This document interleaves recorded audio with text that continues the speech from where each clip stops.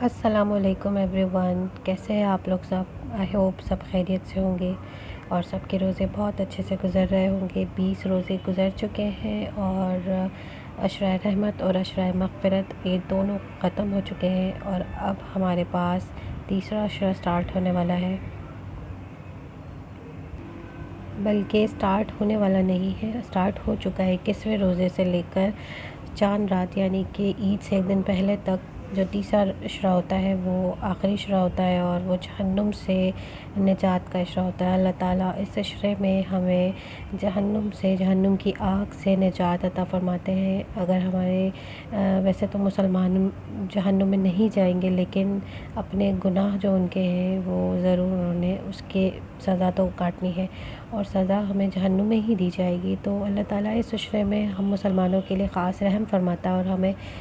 ہمارے لیے حکم ہے کہ ہم اس عشرے میں جتنی ہو سکے اپنے لیے جہنم سے رہائی مانگے، جہنم سے مغفرت مانگے، جہنم سے آزادی مانگے۔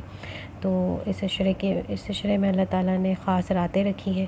جن میں ہم خاص طور پر اگر دعا کریں تو انشاءاللہ تعالیٰ وہ قبول ہوتی ہیں۔ انہیں شب قدر کہا جاتا ہے۔ شب قدر کے بارے میں بہت سے مسکنسیپٹس ہیں کہ شب قدر کون سے دن ہوتی ہے، آخری 10 دنوں میں کون سے دن شب قدر ہوگی، کون سی نہیں ہوگی، طاق راتوں میں ہوگی یا طاق راتوں میں نہیں ہوگی۔ تو ہم آج تھوڑا سا اس پر بات کریں گے، اس پر روشنی ڈالیں گے کہ شب قدر کن دنوں میں ہوتی ہے اور کب کب ہوتی ہے۔ یہاں پر یہ شب قدر کے بارے میں کچھ خیالات ہیں کہ ان دنوں میں شب قدر ہو سکتی ہے، اور وہ کس بنا پر ہے یہ بھی یہاں مینشن ہے، میں پڑھ لیتی ہوں تاکہ آپ لوگوں کے لیے آسانی ہو جائے۔ چاند کے حساب سے اگر دیکھا جائے تو یہاں لکھا ہے کہ چاند اگر جمعے کے روز ہو تو شب قدر 27ویں رمضان المبارک کو ہوگی۔ جمعے کے روز سے مقصد چاند دیکھنے کا یہ کہ اگر پہلا روزہ ہمارا جمعے کو ہوا ہے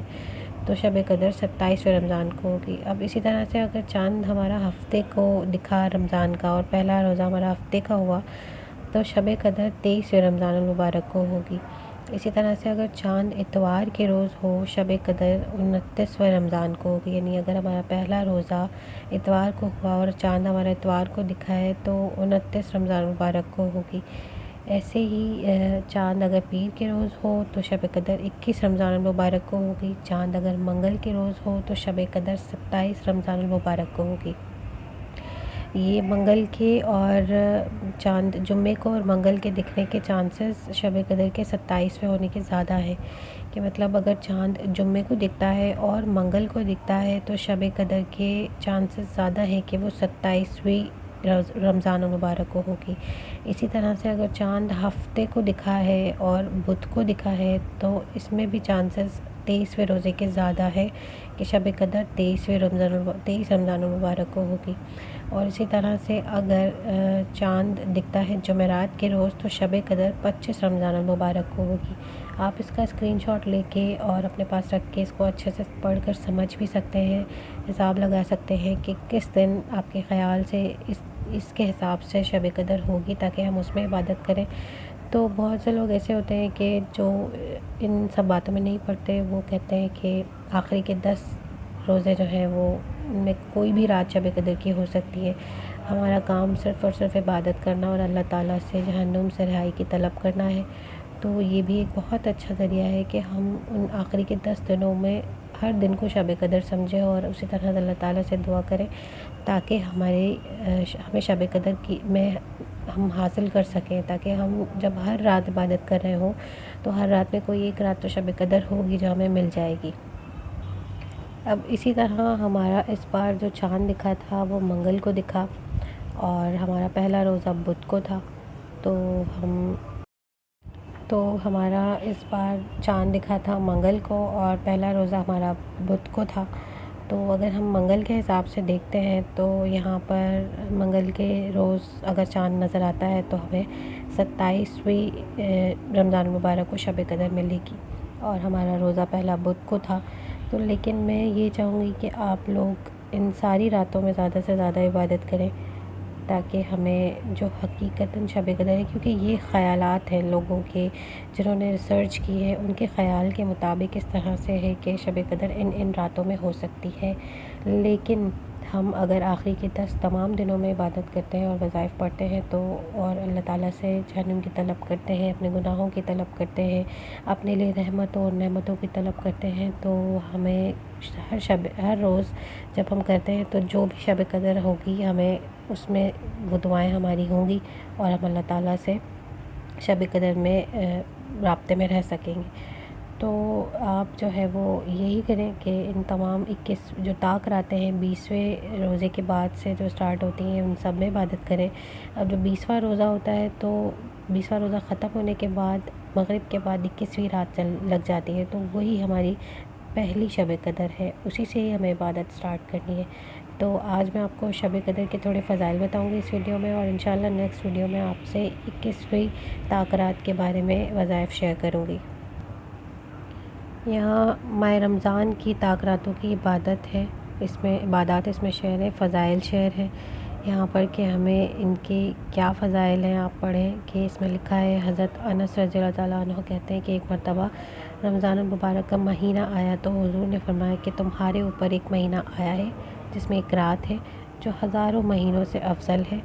جو شخص اس رات سے محروم رہ گیا گویا ساری ہی خیر سے محروم رہ گیا اور اس کی بھلائی سے محروم نہیں رہتا،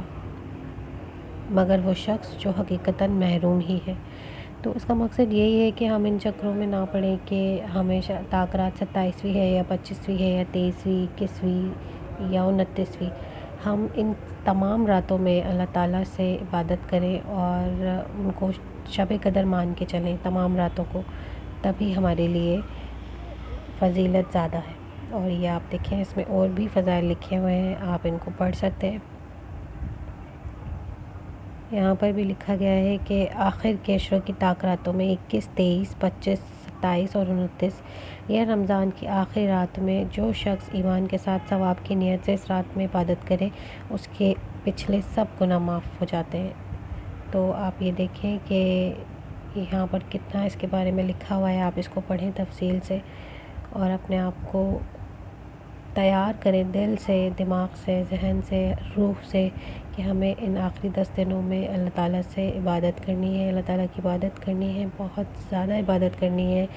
اور اللہ تعالیٰ کی شفقت، اللہ تعالیٰ کی رحمت اور نعمت طلب کرنی ہے اور اپنے گناہوں کی مغفرت طلب کرنی ہے۔ اور یہاں پر آپ دیکھیں لاسٹ میں لکھا ہے کہ حضرت عائشہ رضی اللہ تعالیٰ عنہ نے حضور صلی اللہ علیہ وسلم سے پوچھا کہ یا رسول اللہ صلی اللہ علیہ وسلم، اگر مجھے شب قدر کا پتہ چل جائے تو کیا دعا مانگوں؟ تو حضور اکرم صلی اللہ علیہ وسلم نے یہ دعا ارشاد فرمائی، آپ یہ دعا دیکھیں، یہ دعا اور اس کا ترجمہ ہے کہ اے اللہ بے شک تو معاف کرنے والا ہے اور پسند کرتا ہے معاف کرنے کو، بس معاف فرما دے مجھ کو بھی۔ یعنی کہ ہم ان 10 راتوں میں اللہ تعالیٰ سے مغفرت طلب کریں تاکہ اپنے لیے، اپنے پیاروں کے لیے جو زندہ ہیں ان کے لیے، جو وفات پا چکے ہیں ان کے لیے، تاکہ